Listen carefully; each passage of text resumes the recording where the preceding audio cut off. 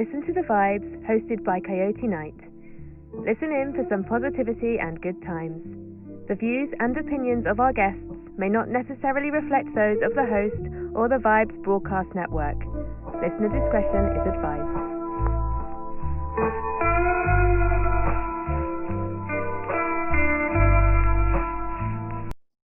Well, hello, everyone. Welcome to another episode of Listen to the Vibes. I have here Mr. Sheldon Primus. Yes, I said Primus, and just like his profile says, same as the band. How are you doing, Mr. Primus? Yeah, I think Les owes me some money. Right? We're gonna have to talk some negotiations. Those guys, they've been using my name so long. Well, if you tell me your name is Mud, then I know you've been listening to him. It's Winona. Oh, and the Big Brown Beaver? Yeah. That's a great song. Hey, if you're into Primus, not to go totally off the rail here, but Les Claypool joined in a super band before. Have you heard of Oysterhead? I want to say I have, but I'm not going to lie to you. It's not ringing a bell at the moment. So Les Claypool from Primus, Trey Aniston from Fish, Stuart Copeland from Police is Oysterhead. No kidding. Yeah, so they came together like some 20 years ago for one summer carnival or festival or whatever. Lollapalooza. It might have been, and they completely tore it up. It was amazing, and it was just a complete jam band that they created. They made one album called The Grand Pecking Order, and if you could get this an album version, the LP version of Grand Pecking Order is roughly around $300 because they only made one. That's it. No kidding. And they were done. So they came together in 2020 as just a reunion because Primus was touring, Fish was touring. So they created Oysterhead again. And then, lo and behold, pandemic hits. Of course. Yeah. So it breaks it. You know, because you mentioned about that, I was at Lollapalooza 20 some odd years ago. Wow. And anyway, it was Alice in Chains, Primus, and Fish. And you want to talk about a show? That was a show, man. Yeah, that might have been a show. Of course, Stuart Copeland wasn't there, but yeah. Was that the original one that what's his name, Ferry made? I think so. It was because it was in the 90s, and God, I was in my 20s then, so it had to be. Them were the days. Young legs, young back. You don't creak when you wake up. You're not lying there. This is my last year in my 40s. In a couple of months, I'll hit the big 50. I just turned 49. I'm with you, brother. July 27th. So that means you're an old fart, and I'm not, because I got a couple of months on you. You got a couple of months on me, I should say. Well, I tell my wife that she's a cougar because her birthday's tomorrow and mine's not till October, so she's a little bit older than me, not by much. Awesome. Yeah, that's awesome. No, yeah. So you're the child of the '80s. So those are the good days, good music, fun times. Truly, we were at that age, when we were coming in. I was class of '89 for high school. Myself. Oh, as well. All right. Hold on. Did you get left back then? No, actually, because birthday. My birthday's in October. I had to wait a year, so I was always the oldest kid in the class. Yeah. Late birthdays get the shaft, man. So that's me, class of '89. So we're there. We have been through some stuff, haven't we? Man, you're not lying. But I have to say, the 70s were my favorite. Yeah. When I was a kid, I remember. I don't know if you remember, but I grew up in Queens, New York, and in Queens, New York,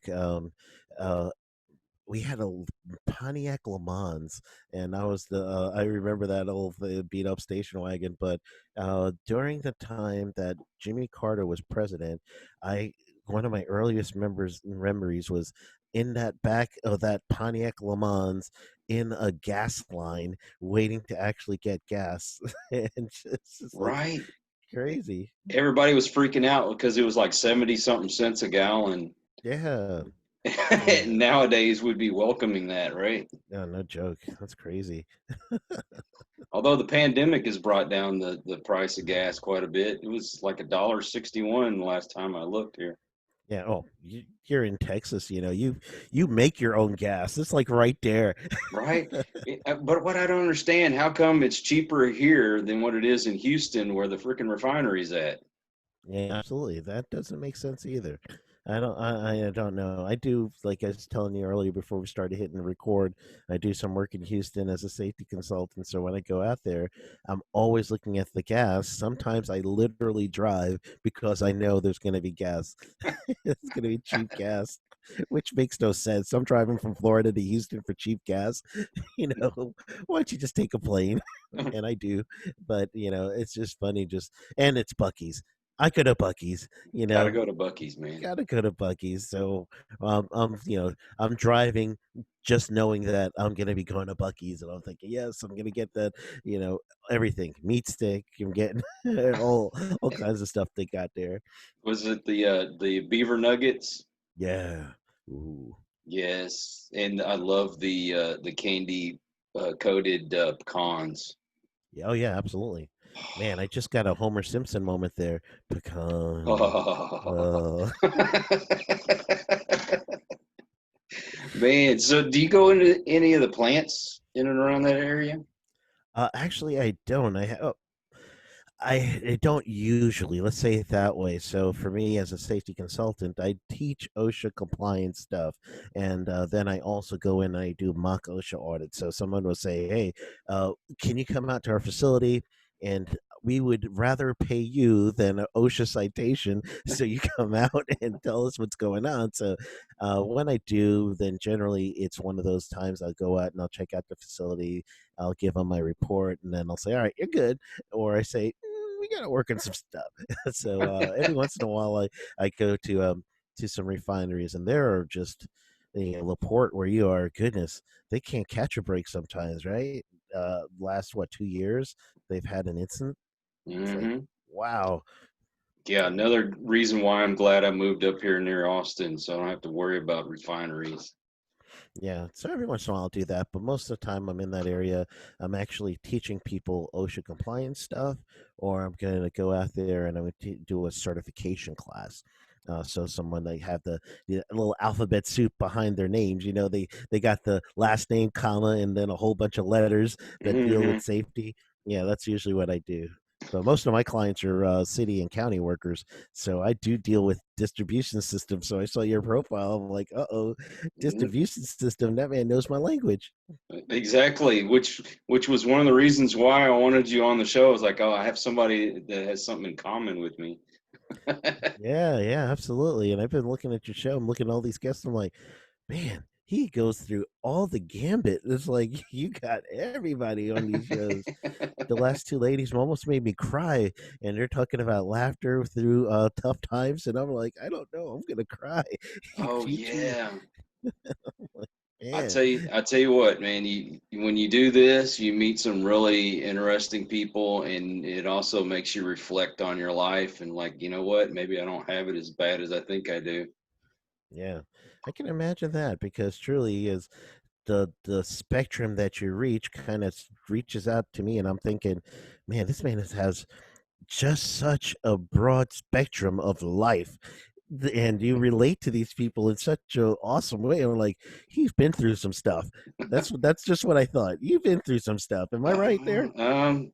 Yeah, I have. I've lost some family members to depression and suicide and Mm-mm-mm. some friends the same and I've had my bout with depression since I was a teenager and through my own issues and getting over drugs and alcohol and all that kind of stuff and just this world needs some positivity and so that's Yeah, why I bring the people on that I do is I feel like they need to hear these messages too. And plus, there's other information out there that folks need to hear. I mean, somebody's probably thinking, OSHA, why do I need to worry about that? But they don't realize, even in everyday life, you've got to think safety all the time because you can do some constant. stupid things. constant. And truly, it's one of those things where if you don't really realize it, it's a safety thread in everything you do, not even just at work, at home. I was one of those people, and I gotta admit it, I can't lie, but every Christmas putting up my Christmas lights, I'm like right up there because I had this one little Eve that was really up there, and I'm like, oh, there's gonna be a news report that says safety consultant found dead because was on the top rung of a ladder. Well, So I had to stop that. I know you run across things all the time. What has got to be one of the stupidest things that you've come across? Truly stupid is a sliding scale. So I've seen some things where people just fire themselves, and one of the things that really, and if you work with a city or a county, you are going to be in a job that is set unless you do something dumb. So It's got to be pretty dumb too. it's got to be pretty dumb. So one of my clients is a city client. Uh, they had a worker who had a truck, a dump truck, and they finished their work. They're doing something with the streets, and well, actually, it was this one was the landscaping. So they finished it up. They leave the dump truck bed up, and they're in a residential area, and they're driving through clipping just branch after branch, clip, clip, clip, clip, clipping branches. And not only are they clipping these branches, they're banging on actual cars. You see, car after car after car down this one block is getting hit and hit and hit. So they had to bring this guy up. And they're telling this cat in this meeting where all of this city, the way that they do their investigations, you have to come and sit and you have to explain yourself. You got to do some explaining to these people that are higher ups that will hire and fire you right there. So truly, he's talking about, well, the reason why was because he was hot and he couldn't concentrate and all that. And the same cat actually left the door open while he was driving. Not at the same time; it was actually a different time. But he left the door open while he was driving, and because there was no air in the cab, and what do you know? He slams the door against Oh somebody's my! vehicle. So now risk management has got this bill from this private citizen, and then he's also, I'm hot, man, I'm hot. Yeah. Yeah. Yeah, those are some of the things I get every now and then. Now I won't mention what city I was working for at the time, but we had a leak and we had to go fix it. And there was a car that was parked in the way. So of course we knocked on the door like, hey, we need to get over here and we need to fix this. Can we move it out of the way? And the lady's like, well, my son's not in town, and she didn't know how to move it. So she said, if y'all can just push it out of the way, then you can move it out the way that way. Yeah. So the guy that was running the backhoe at the time, and mind you, thank God I wasn't there because I'd hate to been in on this one. Mm-mm. He takes the backhoe bucket and he pushes the back of the car with the backhoe bucket. Of course, he smashes in the whole rear Oh, end, and it's not like some wow. cheap piece of junk car. This is like a really nice Like a Mercedes or something. antique. Oh, Um, antique. Oh. so they had to send a representative of the city all across the country to chase down the right rear end for this car to replace it. Wow. Yeah. Yeah, yeah. That means that you're going to get yourself a very, very long time away to think about what you did. Usually it's unpaid. It's, Yeah. think about what you just did. Enjoy this mini vacation. The mini vacation, just so you have a time to figure out if this is truly, we're going to allow you the opportunity to find a position that will benefit you and to bring out your positive atmosphere or something similar to that. That's how they'll word it. They always have to word it as something positive, where that's just like, you dumb, I'm firing you. Yeah, everything's so technical nowadays. Yeah, yeah. So that's the kind of stuff I deal with every now and then. It comes to the fact, and usually if someone's calling me, I'm at the point of my career right now that I do get call from insurance companies. So the insurance companies will say, hey, Sheldon, something's going on over here, we need you to check this company out, or this company's been investigated by OSHA, we're going to need you to go out there and represent them in a what's called an informal conference. So I go out there and we talk to OSHA and we get their citation down as much as we can. So that's truly what will happen on most of those days. So I get to see a good little uh, a good little facet of different parts of of the culture. So I kind of look at that. But I still have a heart for water, wastewater distribution and collection. You guys, especially in that field, you know, if you see, especially in a distribution system, you see a cement pipe, it's got asbestos in it. It's got, and you guys are cutting on that stuff, and you're working it, Mhm. and you got your t-shirt up to your nose, and that's going to be your respiratory protection. That don't work. Oh yeah. It's like kind of like the guy I saw walking around in Walmart the other day, and you have to wear masks around Hmm. here, and he had a safety vest around his face, and those things have the Oh little yeah, holes big in them. They're holes. mesh. Yeah. So what was the point? Yeah, absolutely. High visibility.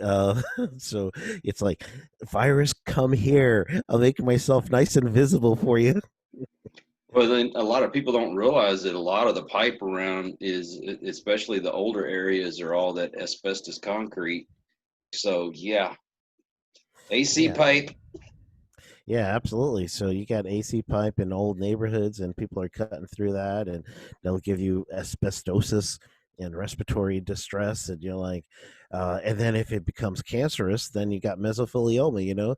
All those lawyers at mesobook.com and all those things, they're ready to jump on that, man. They want that money, meso money. Those city checks don't bounce, so they're right up on that.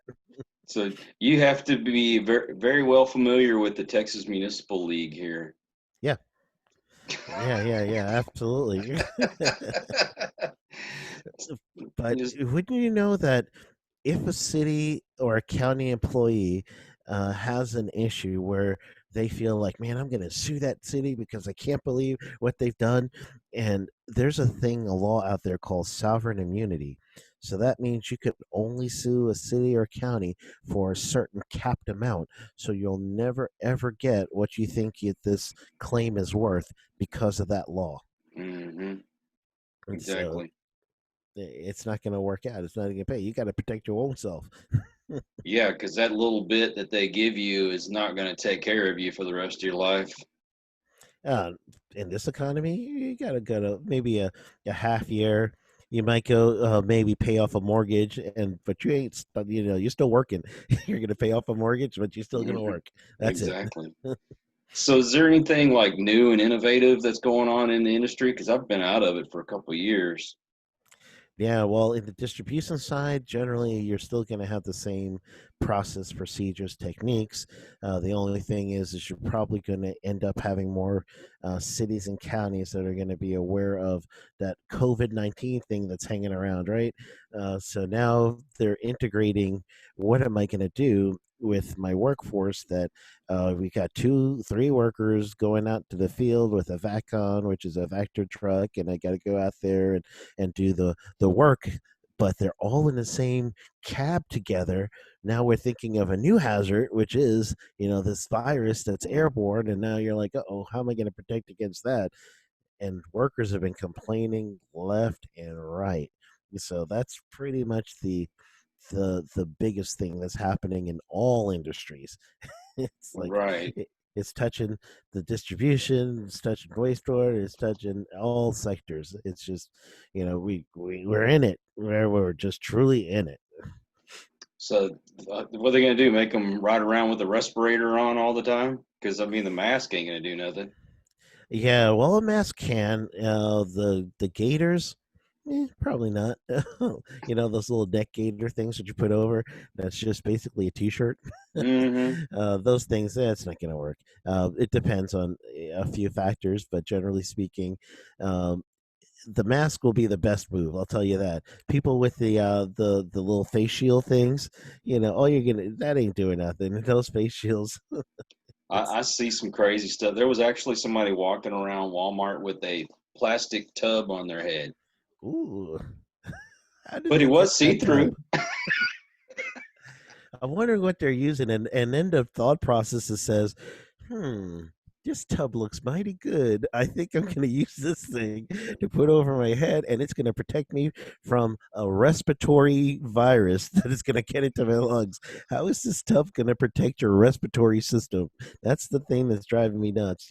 I've seen people with face mask on, but this one is a respiratory virus that if you inhale, and it's two ways, it's going to be inhalation or it's going to be touch profile, where basically you touch something, rub your eyes, rub your nose. I'm always rubbing my eyes because we're in Florida, so here, uh, especially Central Florida, it's constant rain. There's always something blooming, even ragweeds, right? So I'm in certain areas. I'm like, this ragweed is messing with my eyes, and I want to rub my eyes. So that means the virus will be either from inhalation or absorption, meaning it's going to go through the mucous membranes in your eyes or in your nose.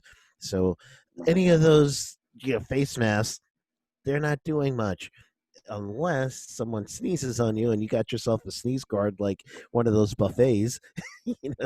That's probably it. But then even with the sneeze, you got some what they're calling micro droplets now. That is scary. So the Mm-hmm. micro droplets, you could actually have someone who sneezed in Walmart. You could walk down that aisle 4 hours later and it's still hanging in the air. I'm like, what? Wow. Crazy. Your mind goes like blown. Like, how is this even possible? But it is. It really is. So the respirator is the thing that you need just to help you out with that, because even with the microns of a virus, the micron of the virus is small, but it is actually bonded to moisture, and the moisture is what's in your lungs. So the actual water in your lungs, it is making the microns, the size of this virus, acceptable to be actually blocked in the barrier that you use as a mask to work. So it's not the virus really that you're thinking of blocking, because it's really small. It's the virus bonded with the moisture in your lungs that you're blocking. So that's what's the key. Wow. See, they don't really talk that in depth about it when you watch the news and stuff, unless I've missed that segment. Yeah, yeah. That's because they're talking to epidemiologists and they're talking to politicians. They're not talking to safety and health experts. We're like all waving our hands. Ooh, ooh, pick me, pick me. I got this. Pick me. And no one's asking us, so we don't get a chance to sit at the table and tell them, there's actually California. Cal OSHA has a respiratory standard about airborne virus for years.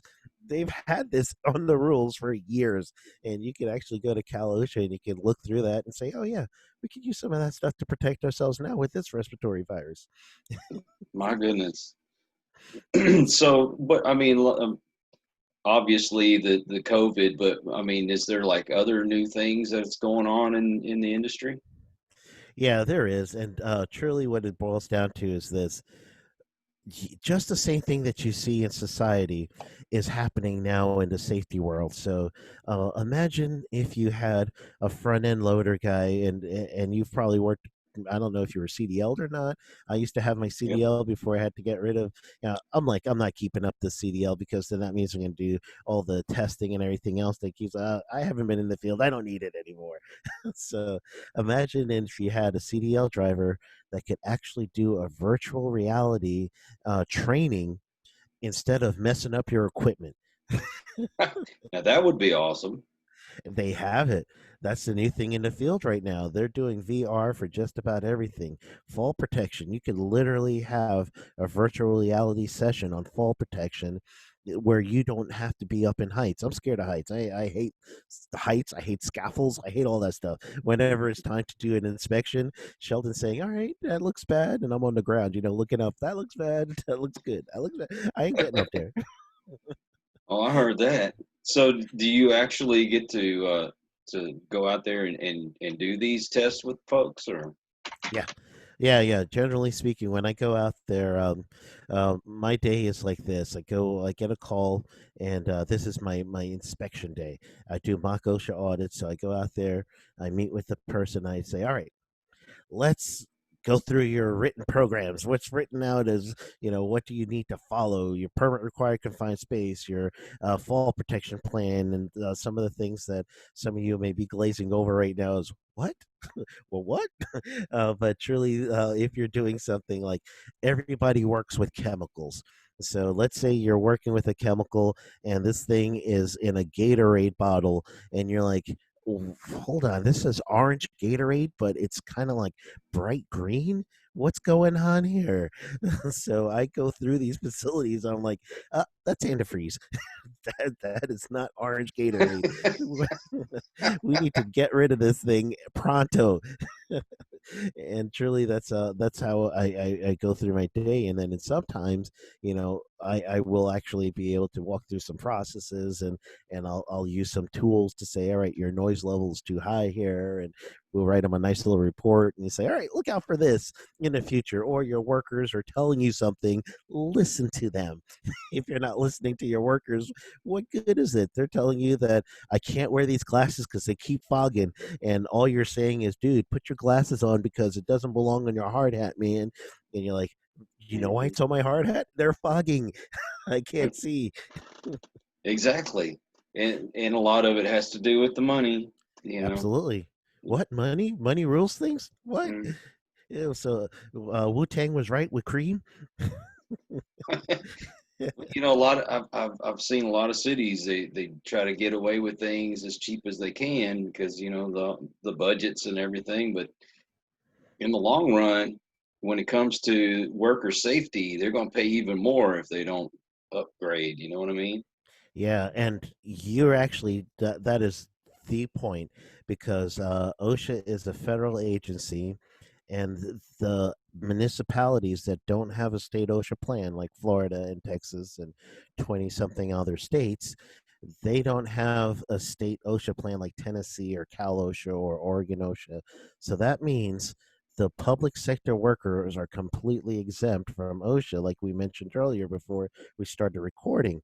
Hmm. So if I were to come into some of my clients and say, OSHA says you got to do this, they'll laugh me right out of the room.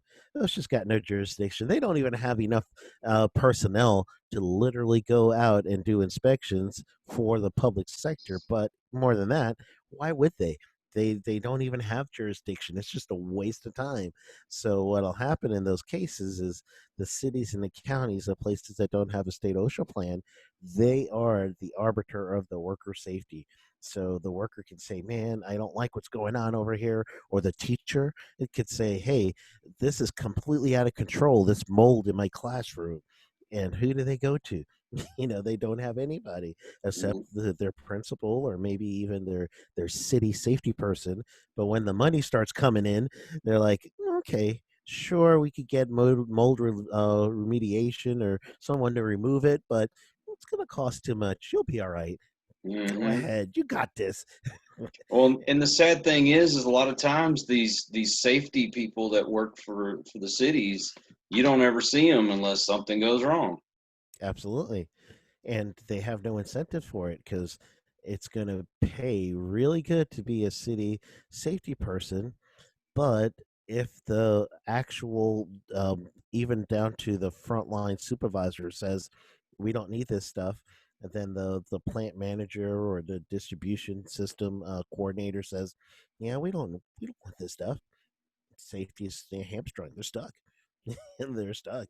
And so that's why some cities and counties unionize. And then you're going to have, a little bit of problem because there's some friction built in there, right? So the union might take over and push a little bit of worker safety. But without that, truly you're going to have people who are going to protect their workers because it's the right thing to do. That's what it boils down to. And a lot of the cities, they won't even recognize unions anyway, so Yep. it's kind of pointless. Yeah, absolutely. There's some that will, and it just it really is it have to be a movement, and you'll see it where I remember when I worked for Orlando when I first got started in the business city of Orlando, Florida, and they had an actual. Florida's not big on having any kind of union, but City of Orlando decided that they're going to do it, and I was part of the union. And truly, you could talk to a union steward, they'll represent you and you might get something worked out. But other cities in Florida, they don't care. They'll be like, in counties, they're like, we're okay. You guys are good. And they may even have the equipment you need, like we mentioned asbestos. The best way to cut through asbestos is going to have some sort of water delivery system right on the blade, right? So this Mhm. thing is going to cut it, and then you could use a snap tool too, a snap cutter, and that's another way where you kind of wrap what would be more of a chain, like a bike chain around this pipe, and it's set up where you could pump it kind of like you would a pump for pumping up a tire. And Mhm. this thing is going to eventually score this pipe all the way around, and then eventually it'll just snap right off because it's going to pretty much score the pipe all the way around to the point where it's going to come off nice and neat. And in that way, it's not going to generate a whole bunch of asbestos that's being pulverized. And when you breathe in asbestos, the fibers get into your lungs so much that it kills your alveoli, the actual sacs that hold the oxygen. It kills them things, and then you can't breathe because now your lung tissue is just damaged, and you will pretty much die eventually. So those are like serious reactions, and it's a chronic reaction. You won't be able to see it for 15 years in some cases. And Mhm. so I'm sorry to scare you because you're doing that business for what, 20 years? Well, about 21, 22 years. Yeah. Yeah, so right now, and fingers crossed, knocking on wood, knocking on everything here. If you didn't have respiratory protection, let's say year one, year two, year three of working in this industry, you would now be seeing signs of your earlobes going blue or your respiratory system breaking down so that you can't catch your breath when you're just walking down the street and you don't smoke or anything similar to that. So in those cases, that exposure from 15 somewhat years ago is now showing itself, when you're like, I haven't been doing this thing in like 5 years.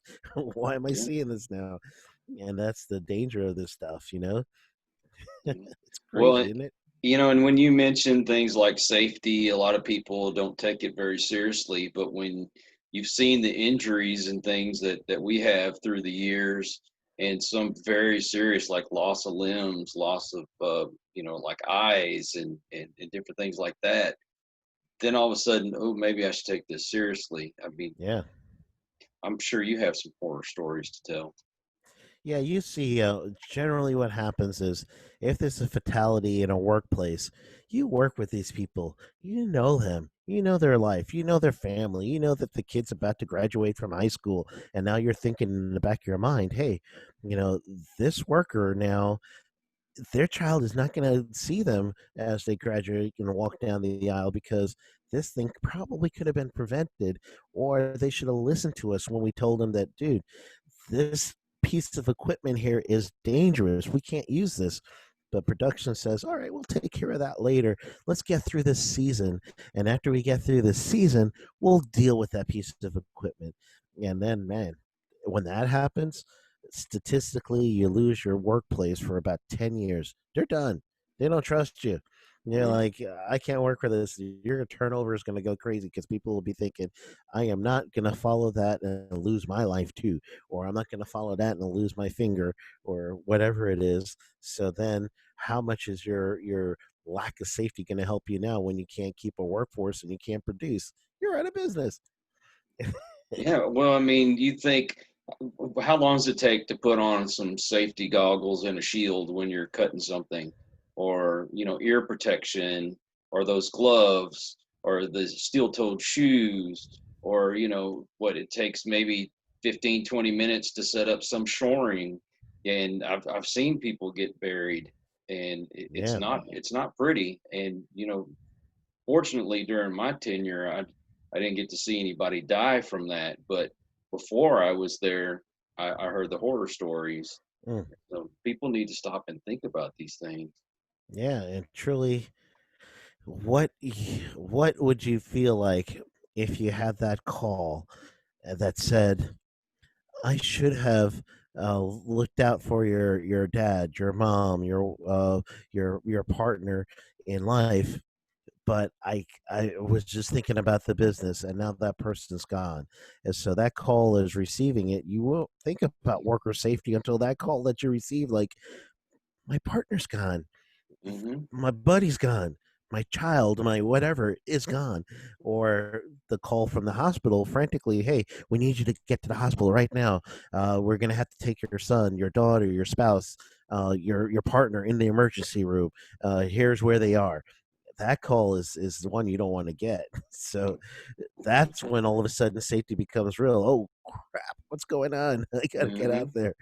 Something's happening. And then why didn't they mention it before? Who didn't speak up when they saw this condition? Or why didn't my employer or my parents' employer or my whoever's employer care enough to do the right thing instead of thinking about money? That's when it Exactly. lays on you, don't it? Exactly. We had a supervisor, and this was before he became supervisor. He went, let's put it this way, he went from being just a helper to Hmm. being a superintendent overnight, because Wow.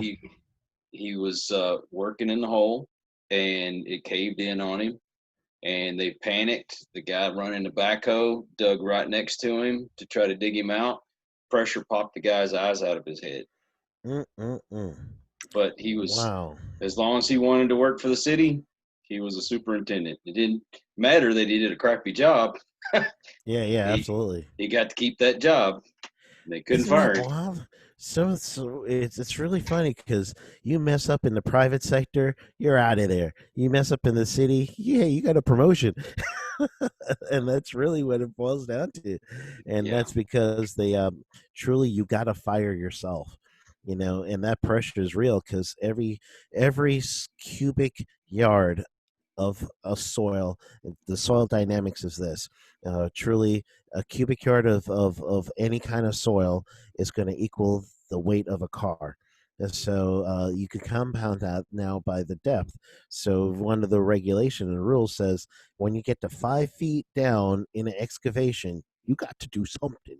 You got to hmm, get a shoring, which is actually having some sort of barrier that's going to be up to protect the soil from caving in, or you could do what's called sloping, where you may have seen people that will push the soil back so it looks like it's nice and angled, and it's like a nice little protractor that gives you a good 45-degree angle back.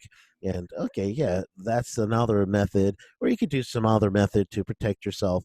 But truly, at that 4 feet mark, even though, excuse me, 5 feet mark, 4 feet means you have to have egress and access, meaning I need to get in and out. But at hmm. 5 feet mark, I got to protect myself, even though I could be a 6 foot guy or 7 foot guy. 6 foot girl, 7 foot girl. That's there and there. My niece is 6'1", so tall, right? There's a lot of Right. intimidation with the 6'1" girl, right? But but truly, in those cases, even though half your body is actually going to be in a cave-in situation, that that actual dynamics of the soil, you can't beat physics. Physics will win. So if Exactly. that soil dynamic says it weighs a ton, weighs a car, then it is going to weigh a car regardless, and that's just one cubic yard. So a cubic yard is 1 yard going length, 1 yard going width, 1 yard going depth. So that cubic yard is actually going to translate to a regular sized car. We're not talking heavy duty. So right around that 5,000 pound mark. Well, if anybody is watching this or listening to it, and they work in trenches and holes and things like that, you know, a lot of guys I've seen in the past, they think just because their head comes up over the top of the hole that they're okay. They don't realize that pressure hits you right here. You Yep. might have your head up above ground, but that pressure alone will keep you from breathing. So yeah, that's Yeah. dangerous. Well, every breath, what happens is as you breathe in, then what happens is the soil will fill that void. So Hmm. then your next breath is more shallow, and then it's and then the void is going to be filled again with the soil. So then eventually you can't have another breath unless you get rescued. So therefore, it means you got to get on it. Get that person out as quickly as you can. If you can't see the head, you don't want to use a front end loader because you might just decapitate, the dude. If you headless Right. horseman, you don't you don't want that. Bad headless man, bad. And a lot of times when we didn't have access to shoring, we would do the step method, where you Yeah, do a little, they make the you steps with bench. it. Yeah, exactly. Yeah. So anything you can do to help prevent that from caving in on somebody. I mean, heck, you know how it is. It just bury your calves and you can't move. Yeah, absolutely. And truly, you try to, and you'll break a leg or you severely twist an ankle if you're lucky. And in those cases, you're still going to have what they call a recordable injury. And then you're still going to have, for you as the individual that went through this, you're going to have a disability. You don't want a disability for not paying attention. You want a disability for someone absolutely putting your life at risk when you say, I'm not going to speak up because I don't want to be that guy. I don't want to be that girl that says, why don't we wear our safety gear? Yes, be that guy, be that girl. Let's wear our safety gear or we aren't going any further.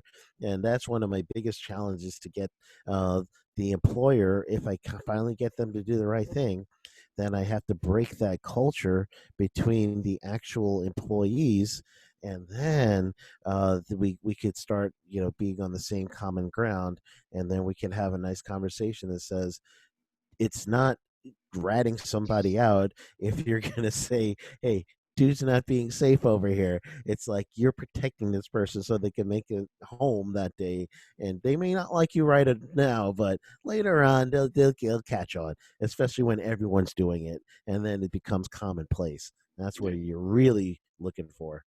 Well, that's the hard part is like you said, being that guy, oh, he just likes to tattle or whatever. Yeah. But if it means saving somebody's life, then you call me whatever you want to call me. Yeah. Oh, yeah. Goodness. Yeah, I'm sure that even without saving somebody's life, they may be calling you stuff, right? But Oh yeah. if it's truly, to save somebody's life, hey, I'll be that guy. Yeah, I will be that guy. I actually had that today. The place that I was in, uh, they decided that they're all going to wear the face mask for COVID-19, and the reason why was because the instructors didn't want to have to teach with a mask. So they thought the only thing to do was to wear the face mask. And then there's also people doing driving exams and everything else with face masks, thinking that that's going to protect them from a respiratory issue. And I'm like, this is eye and face protection. It is not respiratory protection. So therefore, you are still susceptible, and even worse, you think you're protected and you're susceptible to catching the virus. And I'm not saying it's everywhere, but truly, we don't know. We actually don't know. It's asymptomatic people, so really don't know. So I said something. I said something to them. I said, "You're you're a reputable safety council. Safety's in your name, so therefore you should know about these things, and you don't want to have a local news station say Safety Council has an outbreak of COVID-19, and now they're doing contact tracing calls for everyone that took a safety class for the last 2 weeks." Well, I mean, and I'll have to admit, I wasn't always safe. I did a lot of stupid things, and I was very fortunate that something bad didn't happen to me. But man, there's going to always be that one day you never know when that could be that Yeah, it's just not your day. yeah. Now, I would like to mention one thing, and whenever we worked on the road, they always wanted us to wear a hard hat. Mhm.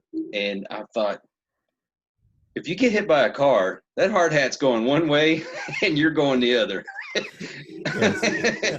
I mean, I could understand if you had something overhead that you wanted Yeah. to protect yourself. What the hell is that going to do if a car hits you?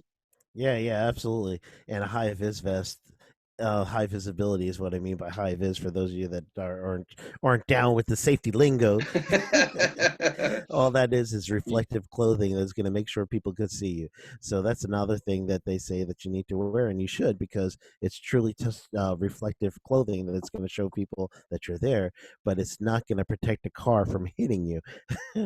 So it's actually not PPE, personal protective equipment. But with the hard hat, truly what they're saying with that one is you're on a construction zone. Typically, yeah, depending on what they have, they when you're working on a street, especially with a line break, they have something called maintenance of traffic. And I know you know this, but your audience may not. So the maintenance of traffic means as soon as you see that sign that says road work ahead, it's actually a signal that's telling you, and you're just going to be followed up by several other signals later on, and you're going to see some cones that are going to taper you or channel you or direct you away from the path where there's going to have an impact if you were to stay on there. And then eventually you're going to work your way through the construction site to the end. That part's not for the hard hat. The hard hat's for the part where you're working around everybody. But if you're in excavation, you need the hard hat because something could drop and hit you.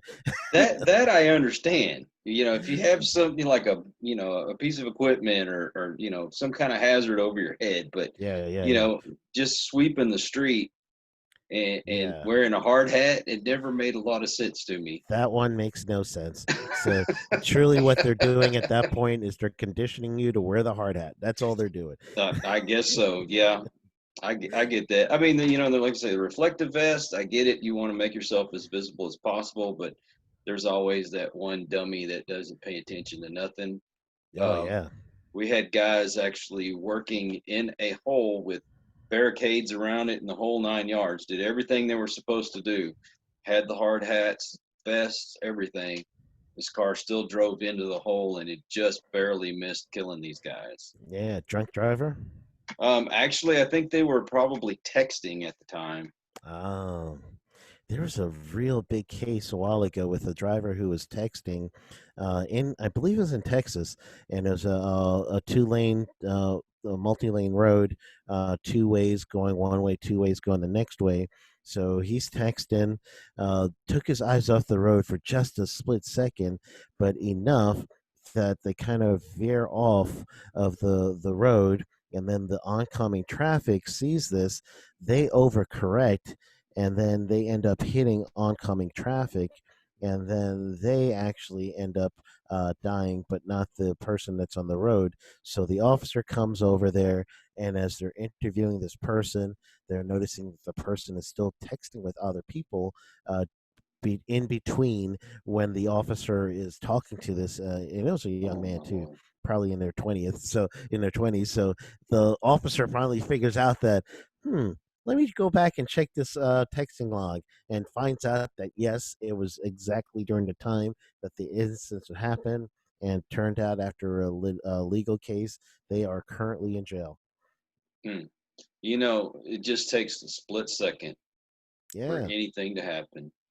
And folks need to keep that in mind. I mean, I should have been more in tune with that when I was younger as well, out in the field. I wanted to get the job done. I didn't care. I mean, how many times did I go out there? I didn't even hydrate enough. And, Yeah. and I passed out because I was dehydrated, or, Yeah. just that one little thing flies in your eye and you have to get it taken out, or the splinter, and you never know what can happen. I got the smallest little cut on my hand. I mean, not even an inch long, and didn't think nothing of it. Just kind of went home, cleaned it up a little bit, put some ointment on it, went to bed. Woke up Yeah. in the middle of the night. My hand was swollen to the point where I couldn't even close it. And I was Wow. burning up from fever and shaking and everything else. And I'd gotten an infection That because quick. that quick. And it just, and you know how it is. You get a little scratch, you don't think nothing of it. But Yep. I told my guys when I became supervisor, I don't care how small the scratch is, get it taken care of right away. Yeah, yeah. But wear those gloves, man. Wear those gloves. I wasn't wearing gloves when I was working, and I got that little nick, and I was working on a water leak. But Mm. the ground around it, the mud, I guess, had that little bit of it, A pathogen. bacteria, pathogen in it, and lo and behold, something Yeah. that small put me in the emergency room. Wow. Emergency room to boot. Hmm. Mm-mm-mm. Yep. Then they got you that penicillin. Yep. I got the whole 9 yards that night. They had to go in. They actually had to open it up and clean it out, and that was Oh, that was not pleasant. yeah. See, I used to work on the dirty water side, the wastewater side. You fall in one of those tanks, you're getting a full body roto-rooter. They are cleaning you out, Oh all yeah. orifices.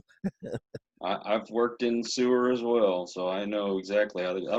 I've been up the sewer up to my neck, literally. Oh, yes. Not Those are fun. the good days. Yeah, the good old days that I'm glad are behind me. Yeah, yeah, absolutely. When you get to those days, you're thinking, I need to address my career choices. What's going Exactly. on with my life? Hey, somebody's got to do it, and Absolutely. the workers out there, I'll have to say they're not appreciated like they should be by not only management but by the public as well. A lot of these guys, they put their health at risk just so you'll have clean water and your toilets flowing. Yeah, and they're actually, and no one is going to school for this. So truly, it's your True. buddy just tells you, "Hey, man, you're looking for a job. The city pays good," and then all of a Hmm. sudden you're working for it. So there's so many people about to age out of not only the utility field but the trades field. So now they're thinking, how can we get more people into the trades so that we could have water where you could drink, or a Hmm. sewer system that could handle flushes. And so, if you are looking for a job listening to this podcast and this broadcast, I would say still check your local municipality for actual work, because the trades fields will be something that will stay with you. You can make a good living. You work for a city or county, you don't have to worry about insurance. They got you. And so that would be something that you would need. And truly, I would put that as a public service announcement, a PSA, that if you are truly looking for a job, especially with this virus, and you may have gotten laid off, or you may have done service before and now you're looking for something to make a living, go to your local municipality, go to your city, county, and see if there's hiring, because they will train you. They need you. And I'm not saying if you're just young, but let's say if you're really trying to get into something new, even older, they can help you. But the trades, they need you, fresh people to come in and just take over. Especially if you're young. I got to throw that in. Especially if you're younger, go ahead, get some work, get off your parents' couch. And you can take that skill with you no matter where you go. Yeah, So you might decide you want to move from one end of Texas to the next, and you get your licenses and things like that, and man, they'll hire you pretty quickly if you go somewhere absolutely. else. Yeah, So yeah, um, definitely. I mean that kept food on my table for a long, long time, and me you know, too. sometimes I miss it, sometimes I don't. I'm actually kind of enjoying what I'm doing now. Yeah, yeah, me too. I'm actually the safety consultant's part of what I'm doing, but truly, what it's been fun for me right now, and I think this is probably keeping me from putting in a job for a utility. I would have tried to be a utility manager, or a director of operations, or something similar to that. But what's keeping me where I'm actually having fun is currently I teach people to be safety consultants. I teach them the business behind that. I teach them how to grow their business. I teach them how to get clients and all the stuff where I was flat broke and I needed a client right now, and I had to reinvent myself to get a client. That stuff I took from my lessons, and I started this in 2008. So from 2008 to I guess we're in 2020, right? Yeah, they'll be glad when that's over. No joke, brother. No joke. I am just like all kinds of done with 2020. So, but truly from there, now what I'm doing is helping people because they may have been faced with COVID-19 shutdowns, safety. Bye bye. And we don't need safety. Each supervisor is going to take over safety themselves. So now you're stuck. So you're going to do some consulting. So say, all right, you just fired me. Maybe I could get a few hours with you, and I could be your safety consultant for just a project or two. And now you could truly work for yourself, and that could then launch something else to do. So that's where I'm been right now just lately, and that's the podcast too.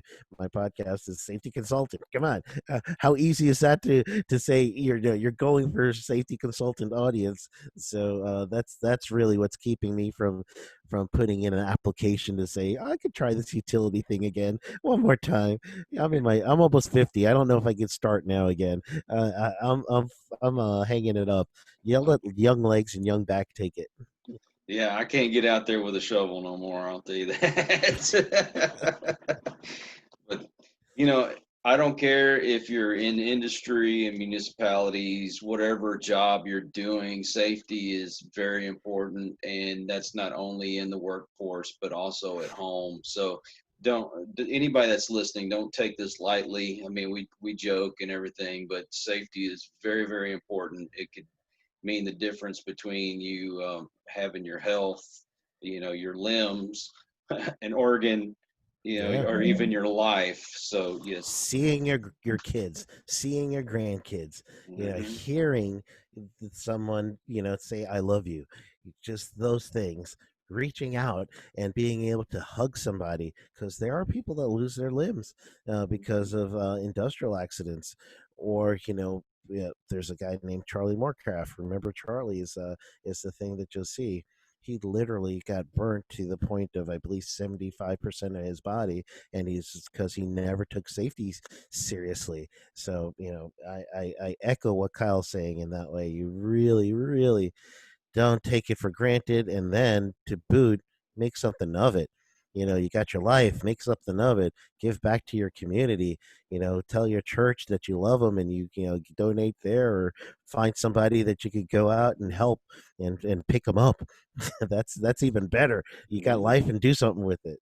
Well, my first wife, she was cleaning the stove when she was younger and didn't put on any kind of gloves or nothing. And the stove cleaner came back and got on her skin, and she's got, it looks like she's been in a fire because it actually burnt her arm. Chemical burns, anything like that. I mean, just doing stuff around your house. I mean, you could do a number of things. I couldn't think of anything right at the moment, but you get what I'm saying. Absolutely. Any freaking thing can happen. So just take that one moment, stop and think about what you're doing, take that little extra precaution, stop doing the shortcuts, because that could mean a big difference in your life.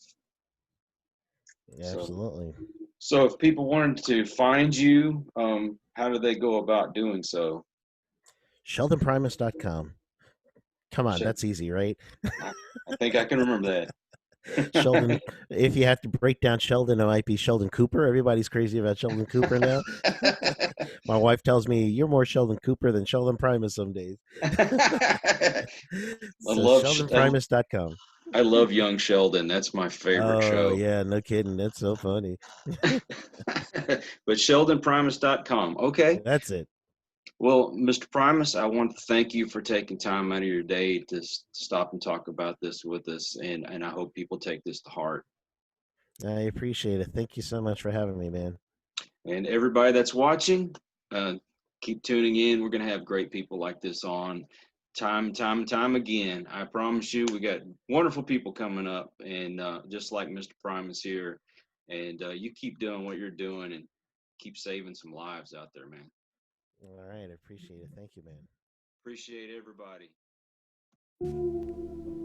We hope you enjoyed this episode of Listen to the Vibes. You can catch us on Buzzsprout or wherever you listen to your favourite podcasts, and on YouTube. Follow us on Facebook at The Vibes Broadcast Network and on Instagram at The Vibes Broadcast.